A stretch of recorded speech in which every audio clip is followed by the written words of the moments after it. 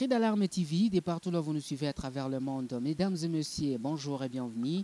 Aujourd'hui, nous arrivons avec cette actualité en province du Sud Kivu, dans la ville de Bukavu. Et l'actualité est liée à toutes les manifestations, des contestations qui ont été observées au cours de toute la semaine et les différentes stratégies du gouverneur de province pour calmer la situation et pourquoi pas les rumeurs. Parce qu'aujourd'hui, la gestion de la province et de la République démocratique du Congo commence par les réseaux sociaux, c'est ça notre constat, et ça finit par être réalité. Après le départ de Mme Dorothée à la tête du ministère des Finances au niveau provincial, il y a un nom qui circule déjà et des images également qui circulent qui font état que la personne en question est déjà dans la ville de Bukavu et c'est celui qui va succéder à Mme Dorothée. Alors, c'est quoi l'actualité? Qu'est-ce que nous pouvons comprendre par cette actualité? N'oubliez pas donc de vous abonner, de partager cette vidéo et pourquoi pas de liker. Ça, c'est pour faire en sorte que vous ne puissiez pas manquer nos prochains numéros. Vincent Boami est la figure cachée derrière cette caméra. Il assure la technique et les finances. Daniel Kaokula, c'est mon nom. Cri d'alarme TV. Dans un instant, nous recevons sur ce plateau notre invité.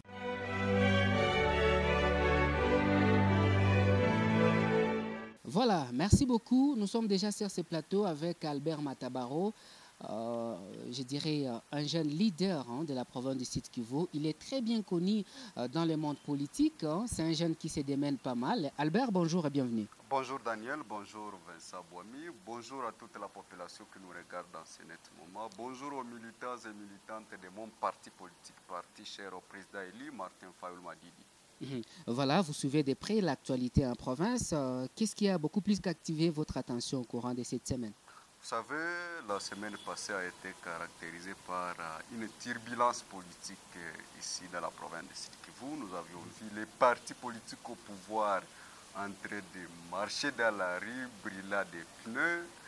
Et cela nous a étonnés, très chers journalistes, parce que nous, on ne s'attendait pas. Alors quand je dis nous, je dis la population ne s'attendait pas qu'un parti politique au pouvoir peut marcher dans la rue, brûler des pneus, brûler des effigies de notre autorité morale. Et c'est là, très chers journalistes, parce qu'il y a inquiétude. Je tiens à préciser ici, très chers journalistes, qu'au cours de la semaine passée, M. Jean-Jacques Pouroussi avait nommé les membres de son cabinet ou encore les membres du gouvernement provincial. Très chers journalistes, il paraît que l'autorité morale de l'AFDC a tout pris, c'est-à-dire s'est tapé la part Tilio à plus de 80%, en tout cas il a pris tous ses postes au détriment de ses partenaires. Je tiens à signaler ses partenaires, notamment l'IDPS, l'INC également, Aposem et compagnie. Très chers journalistes, en tout cas ça a étonné plus d'un Congolais. Puis en tout cas on s'est posé la question comment cela pouvait se passer. Et si pourtant nous les avons vus en campagne électorale, ils étaient ensemble. Voilà pourquoi, très chers journalistes, en tout cas, on est étonnés. Mais maintenant, nous voyons que cette affaire va risquer d'aller très loin parce que ça frise déjà la cohabitation sociale, ça frise déjà la cohésion sociale ou encore la cohésion nationale que prône le président élu Martin Fayoulou. Mais aussi, très chers journalistes, nous, on ne pouvait pas comprendre comment un seul coup peut prétendre gérer toute la province. Voilà, Albert, l'actualité a été vraiment commentée tout au long de la semaine. Il y a également, je dirais, des filtrations qui continuent jusqu'à l'état présent. Et du coup, on a vu également des messages à travers les réseaux sociaux, des messages des différents notables. Vous avez aussi lu quelques messages, parce que personnellement, j'ai au moins lu le message qu'on a attribué, je ne sais pas si c'est vrai ou c'est faux, à Modeste Badiboukwebo, et qui donc félicitait le gouverneur de province et qui disait qu'on n'a rien à craindre de l'IDPS ou de l'INC. Est-ce qu'on peut dire que c'est la vengeance également après le point de presse ou bien la conférence de presse qu'avait tenue M. Lukwebo l'autre fois? Il fustigeait le fait qu'il a beaucoup travaillé mais il n'a rien eu par rapport au quota qui lui a été donné au niveau national.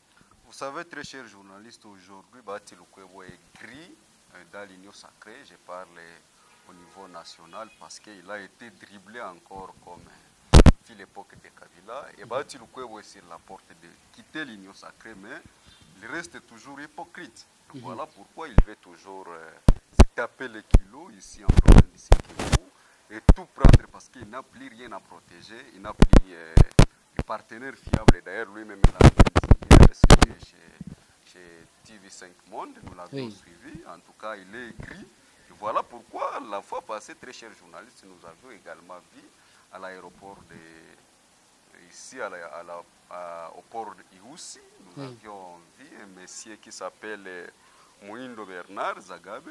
Il est venu de Kinshasa, accompagné d'une dame. La dame aussi a été nommée Madame Mami Lukwebo, qui est aussi la fille du général Lukwebo.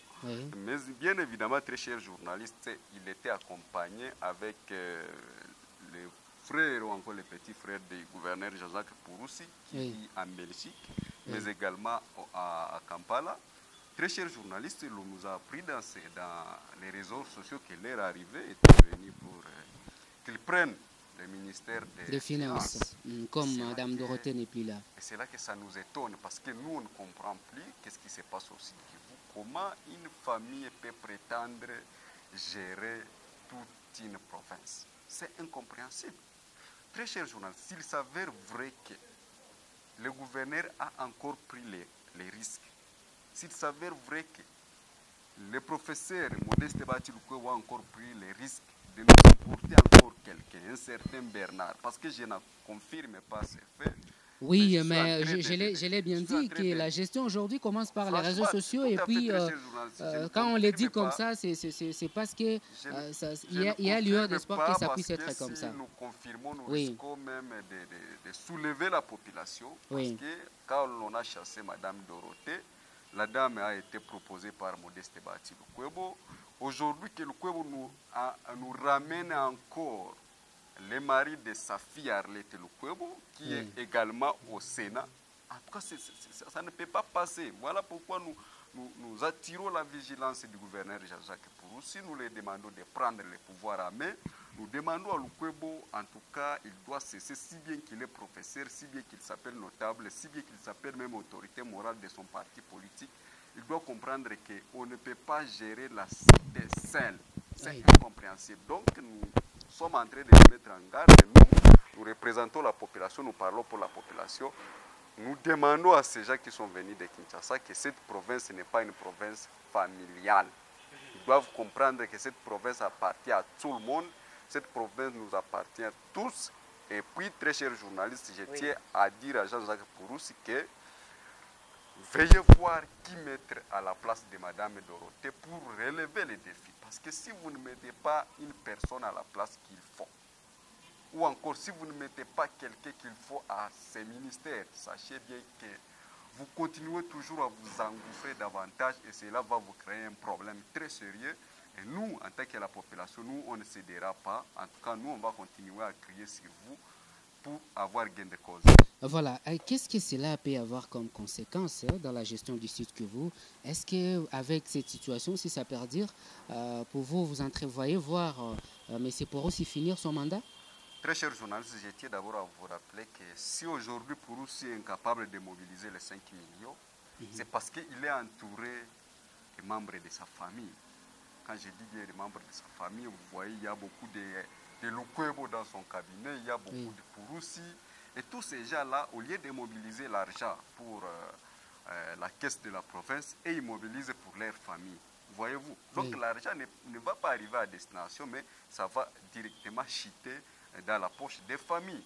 Donc il faut s'enrichir. Posez-vous la question pourquoi aujourd'hui, toute activité ou encore réunion du gouvernement provincial continue toujours à se tenir à l'hôtel Riviera. Posez-vous cette question. Voyez-vous, jusqu'aujourd'hui, le gouverneur Jean-Jacques Pouroussi habite encore dans la maison de son autorité morale. Posez-vous la question pourquoi ça, très cher journaliste. C'est-à-dire que si bien que Bati Lukwebo ne peut pas retirer sa main, en tout cas qu'il sache qu'il est en train de s'enterrer politiquement au Sud Kivu et qu'il est à son dernier mandat.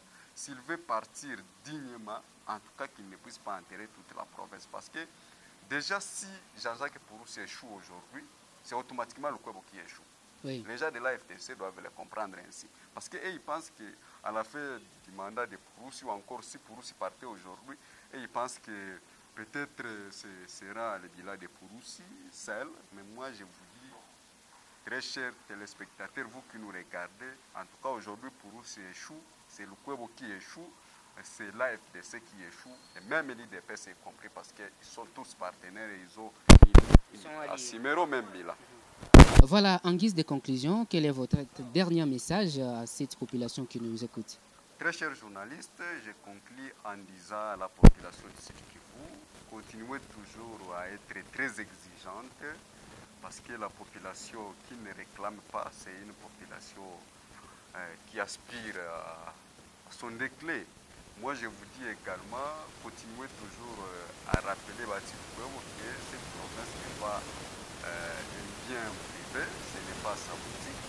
Donc, elle doit comprendre que la province ne peut pas être gérée par une seule personne. Si nous demandons à tous ceux-là qui ont accompagné Jean-Jacques Pouroussi de réclamer leurs droits, parce qu'on ne doit pas vous rouler dans la farine, on ne peut pas comprendre que quelqu'un puisse nommer plus de 300 postes et puis ne donne rien à l'INC, il ne donne presque rien à l'IDPS, nous n'en parlons plus, même au sein, très chers journalistes, de son parti politique, parce qu'il y a même les membres de la FDC au niveau de Walungu, chez moi d'ailleurs, qui continuent toujours à réclamer aussi, à exiger qu'il y ait qu'on leur donne également. Ah oui, c'est ça, qu'il y ait partage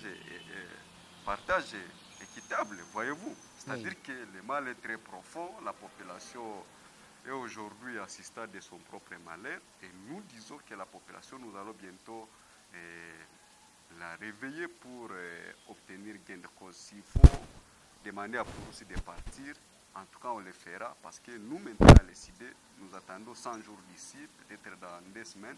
Et nous allons quand même évaluer les 100 jours de Pouroussi. Si nous voyons que rien ne va, en tout cas on va demander à Pouroussi de partir parce que nous on ne va pas attendre très longtemps. Voilà, nous sommes donc à la fin de cette interview d'aujourd'hui. Mesdames et messieurs, on a parlé du Sud Kivu, on parle de la province du Sud Kivu. Tout ce que voudrait tout Sud Kivusien qui aime sa province, c'est voir le développement de la province, c'est voir un gouvernement provincial qui se donne, un gouvernement provincial qui est à la hauteur de relever tous les défis. C'est ce que tout Sud Kivusien voudrait voir. Mais aujourd'hui, avec une même mise, est-ce qu'on peut conclure que la province est prise en otage par une famille et si cette famille-là qui prend en otage toute une province, qu'est-ce qu'on peut attendre de cette famille? C'est un peu ça. Donc, on est en train d'appeler comme ça les autorités, d'ailleurs l'autorité provinciale, à prendre ses responsabilités à main parce que c'est de lui que nous parlons, parce que c'est lui qui gère la province en dépit des autorités morales et autres. Donc, c'est lui à qui la responsabilité de la province incombe. Et voilà, nous vous l'avons dit, il y a un nom qui circule déjà et peut-être dans les heures qui suivent, vous pouvez suivre ces noms être nommés comme ministre des Finances, mais on n'est pas encore là, entendons voir, mais on dit souvent en République démocratique du Congo, la gestion commence souvent par les réseaux sociaux et ça termine par être sur les papiers. Voilà, on ne veut pas des noms des familles, on veut la compétence. C'est la compétence qui doit diriger la province du Sud-Kivu. Daniel Kaoukula, c'est mon nom. Merci à vous, Albert Matabaro. Merci Daniel, merci à notre technicien, merci à toute la population qui nous regarde. Voilà, la technique et les finances assurées par Vincent Boami. On se retrouve prochainement avec les mêmes plaisirs.